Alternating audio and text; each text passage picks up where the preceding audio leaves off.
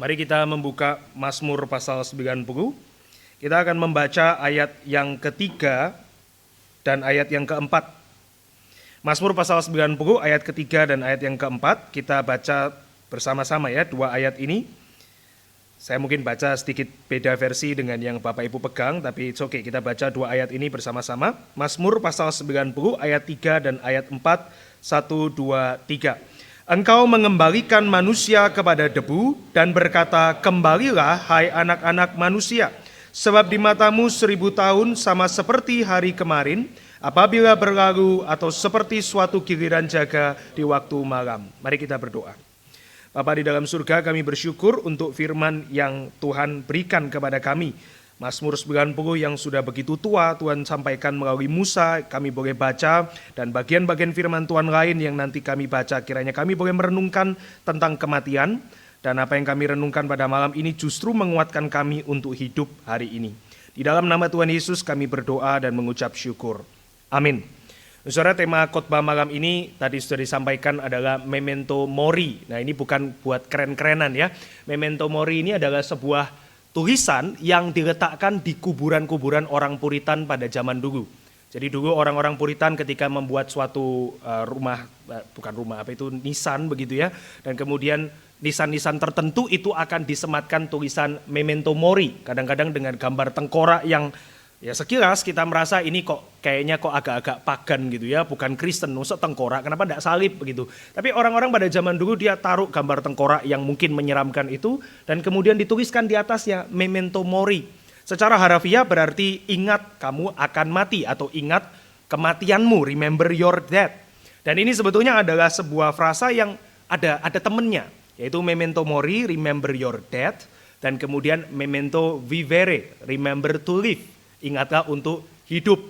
Nah, orang-orang Puritan taruh ini di nisan-nisan kuburan mereka seperti sebuah khotbah yang terakhir yang disampaikan oleh orang-orang yang sudah mendahului mereka, yang sudah mati.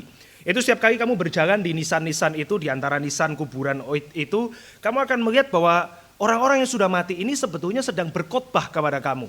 Yaitu, ini juga adalah nasibmu besok. Kamu juga akan mati seperti kami yang sudah mati.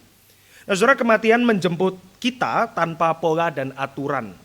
Tua atau muda, sehat atau sakit, kaya atau miskin, pria, wanita. Kita tidak tahu siapa yang akan mati. Sehingga satu teolog itu mengatakan bahwa kematian itu adalah the great equalizer.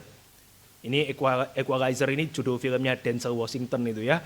Kalau di dalam film itu dia artinya akan memberikan justice kepada orang siapapun itu ya. Jahat, baik, lakukan kesalahan kecil, besar, ada justice. Equalizer. Nah, kematian adalah equalizer yang terutama di dalam dunia hari ini. Karena siapa yang tidak dijemput oleh kematian, baik cepat atau lambat. Saudara, kematian adalah sesuatu yang membuat semua orang itu sama rata.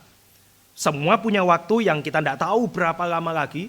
Ada orang buat sebuah film yang waktu hidupnya itu bisa muncul di sini ya. Saya lupa film apa itu ya. Dia muncul nanti waktu hidupnya itu sisa berapa jam.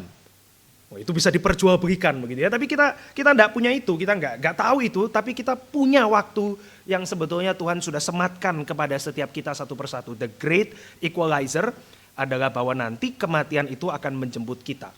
Nah, saudara, hari ini budaya di sekitar kita itu tidak terlalu tahu bagaimana menempatkan kematian, saudara. Saya kasih contoh, saudara ya. Di satu sisi, kematian itu sesuatu yang diobsesikan banyak orang. Dari mana kita bisa katakan itu? Lihatlah film-film horor. Film horor itu terobsesi dengan kematian, banyak kematian, bahkan ada orang bikin film kematian yang itu ya, Final Destination begitu ya. Itu orang itu terobsesi dengan kematian di satu sisi. Tapi di sisi yang lain, kita tidak jarang juga mungkin kita mengatakan kepada misalnya anak kecil yang neneknya meninggal, ayo kamu jangan ikut lihat peti mati. Kenapa jangan ikut lihat peti mati? Nanti kebayang-bayang misalnya dan seterusnya. Saudara, budaya itu menempatkan kematian sebagai sesuatu yang tidak terlalu tahu mau ditaruh di mana. Di satu sisi kematian difilmkan sedemikian vulgar, film-film horor, game bunuh-bunuhan begitu ya. Di sisi yang lain kita ketakutan ketika orang meninggal dan anak kecil lihat kematian itu.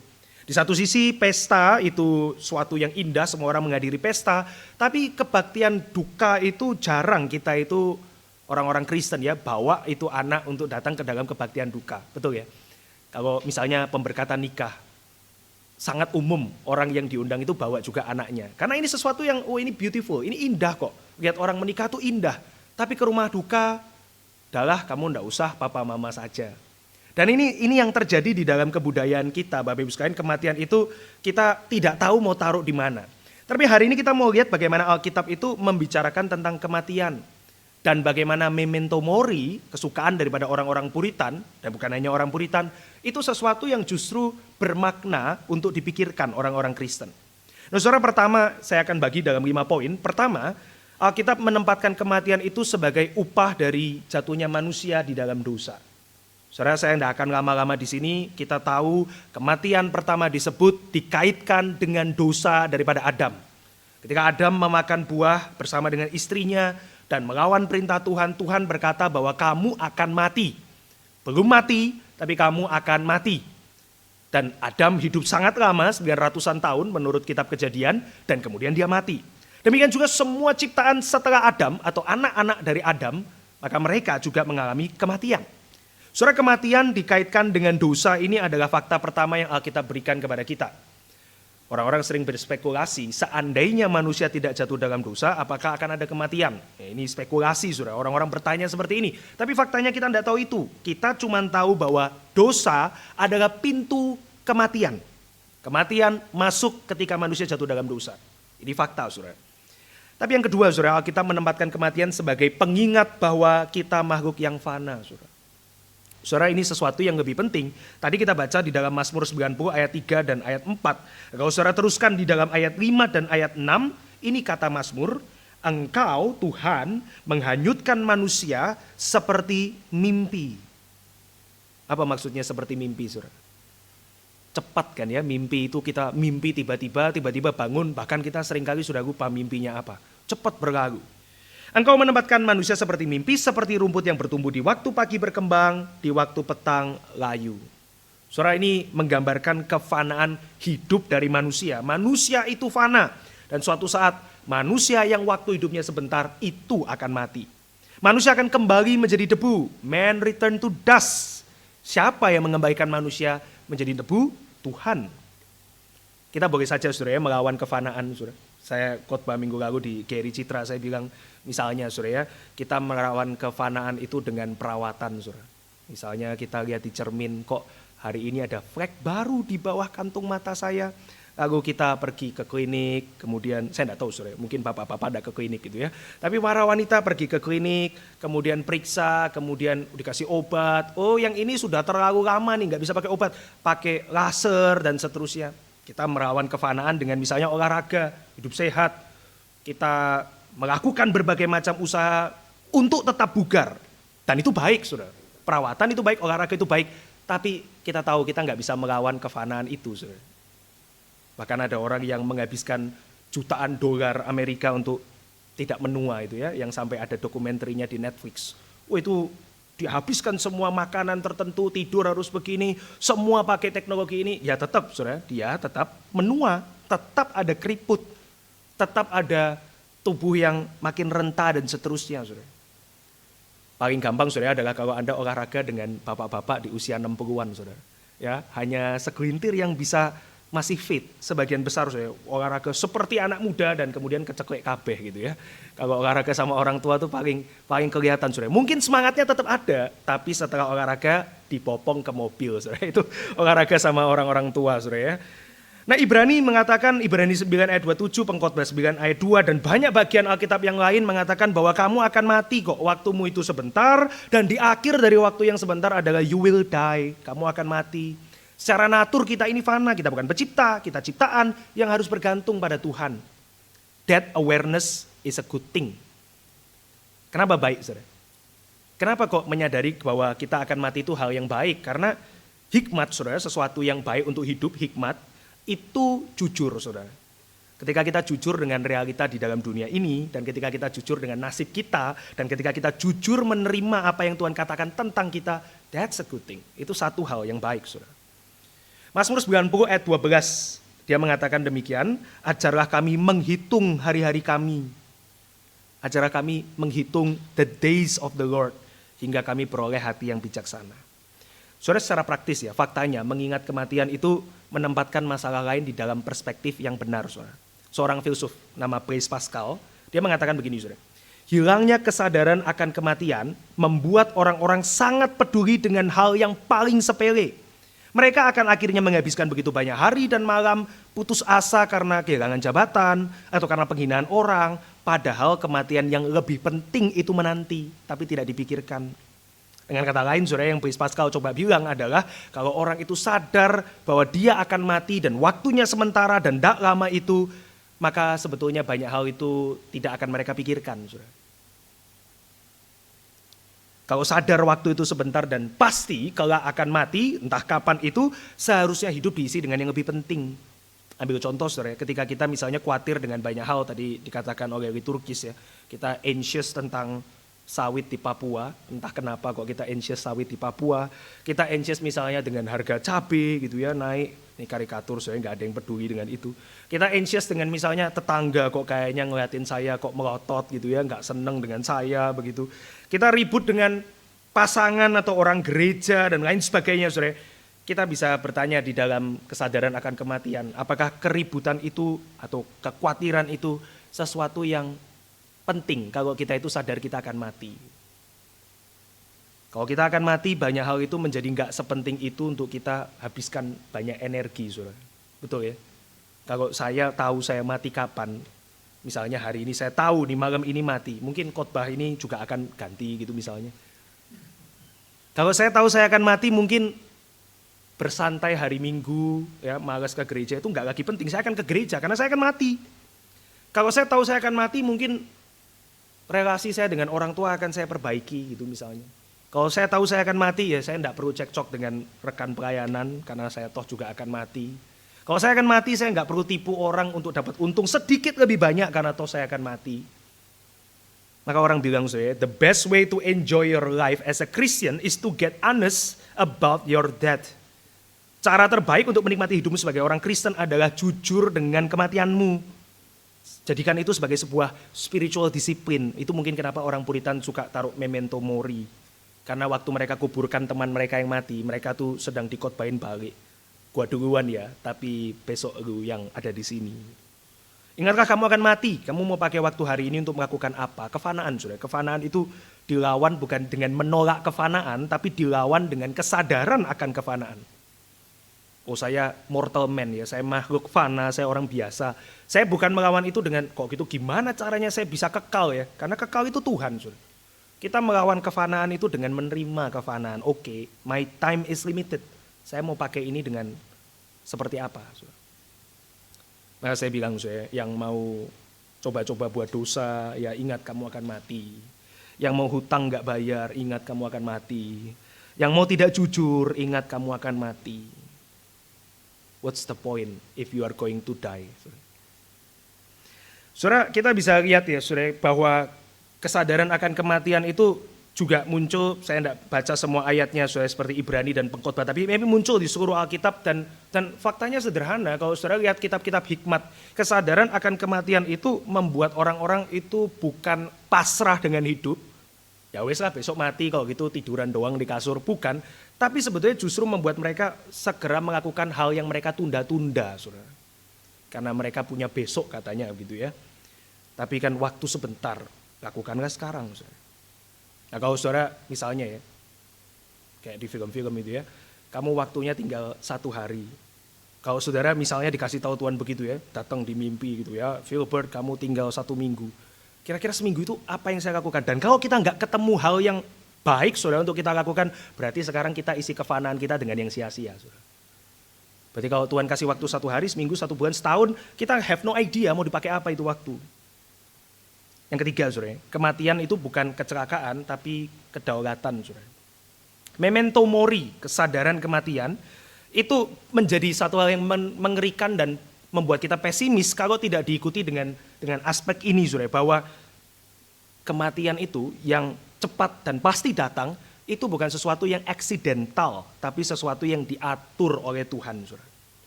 Bagi orang percaya, saudara, kematian bukan sebuah kebetulan atau nasib buruk, tapi providensia, pemeliharaan dari Tuhan. Dia mengatakan tidak satu helai rambut pun jatuh tanpa kehendak dari Bapa apalagi nyawa kita, saudara.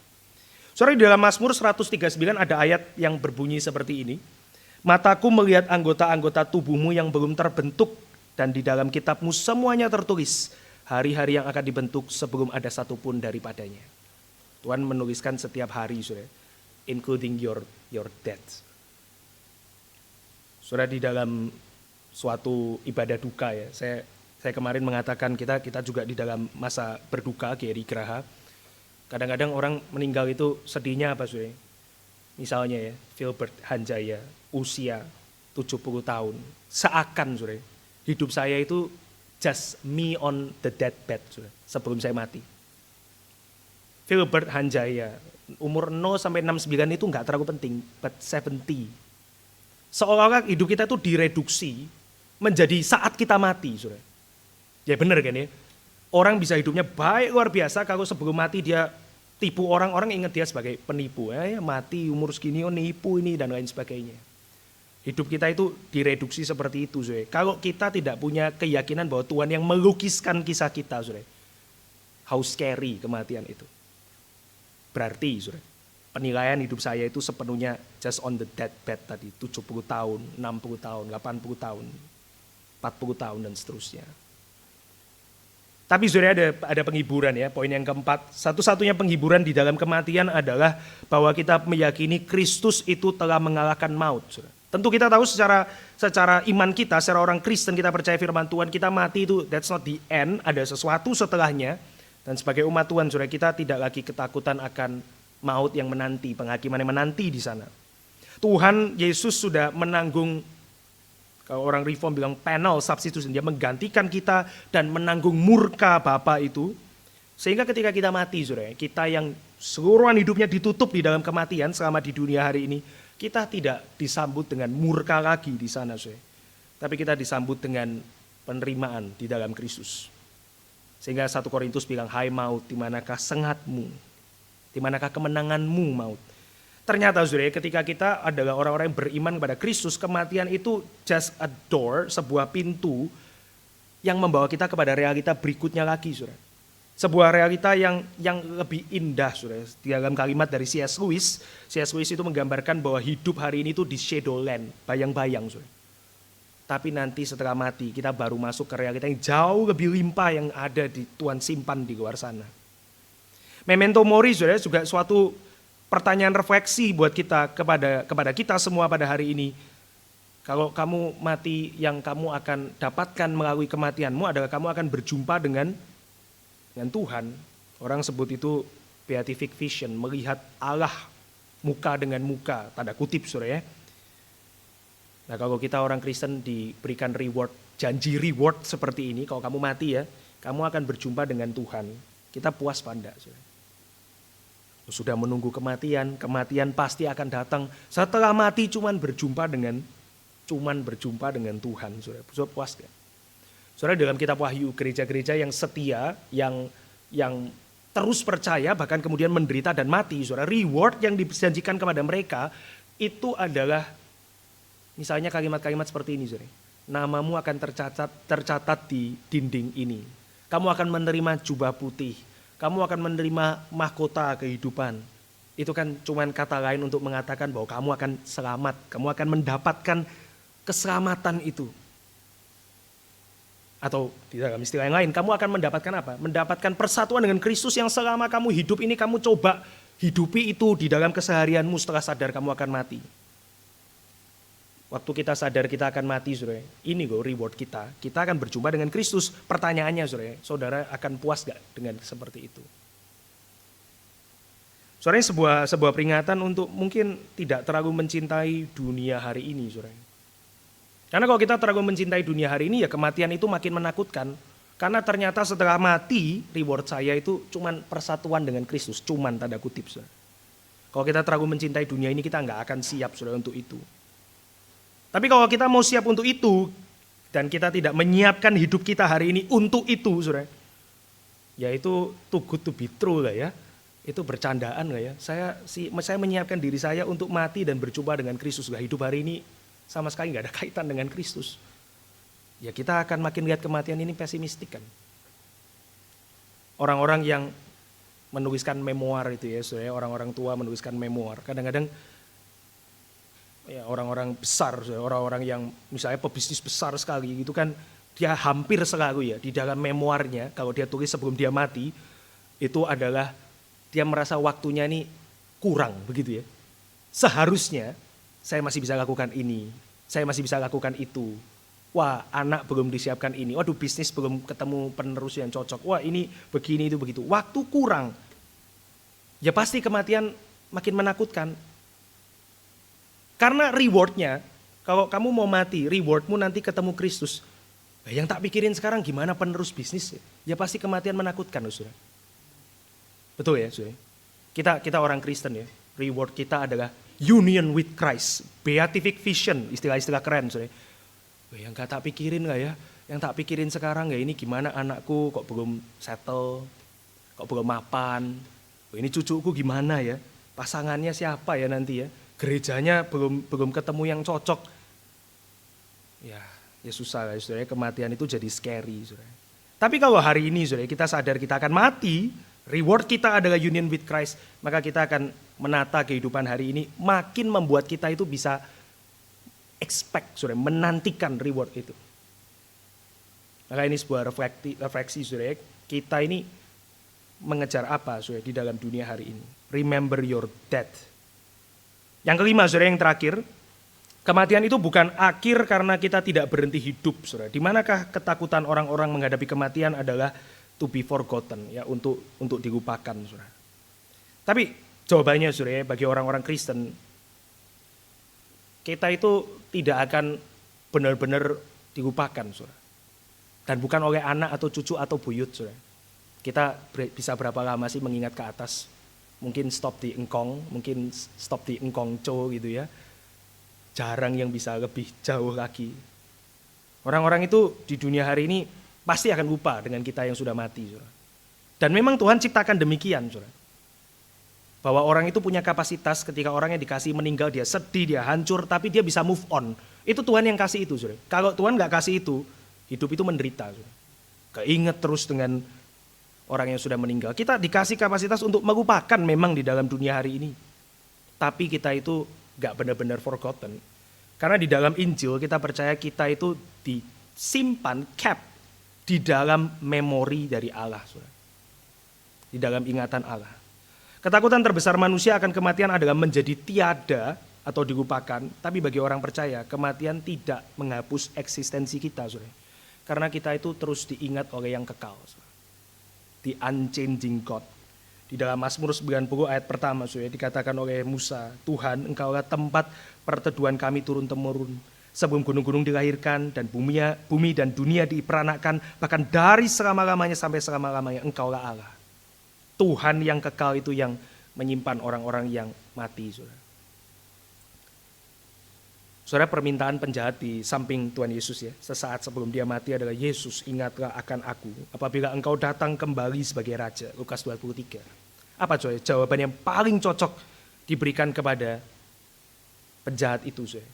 Barangkali adalah Yesaya 49, saudara. Di mana Tuhan mengatakan secara simbolis, dapatkah seorang perempuan melupakan bayinya? Tentu jawabannya tidak dapat seorang perempuan melupakan bayinya. Aku tidak akan melupakan engkau, Yesaya 49 ayat 15. Aku telah melukiskan engkau di telapak tanganku. Sesuatu yang akan terus dilihat oleh Allah. Jika Allah yang kekal mengingat kita, saudara, maka keberadaan kita itu kekal. Saudara, kematian bisa menjadi satu hal yang mengerikan ketika itu dihadapi di luar Kristus, tapi di dalam iman kepada Kristus, kematian menjadi suatu pengingat untuk hidup, saudara. Memento mori, memento vivere. Remember your death and remember to live. Itu kata Lukas 20:38. Engkau mati di mata dunia, tapi kamu hidup bagi Allah. Mari kita berdoa. Bapa di dalam surga, kami bersyukur untuk firman yang kami dengarkan malam ini.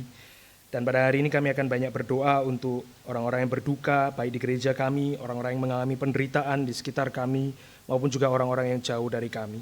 Kami berdoa ya Tuhan, kiranya apa yang kami renungkan tentang kematian membawa kami bukan untuk pesimis, tetapi untuk membawa kami makin menyadari betapa mulia dan berharganya hidup di dalam tangan Tuhan. Dan di dalam waktu hidup kami, entah berapa lama kami akan hidup, kami mau menyerahkan hidup kami pada Tuhan. Kiranya Engkau memakai setiap kami, dan hidup-hidup kami yang fana, yang rentan, yang rapuh ini, biarlah Tuhan yang mengukuhkannya di dalam pekerjaan Tuhan yang kekal. Di dalam nama Tuhan Yesus kami berdoa. Amin.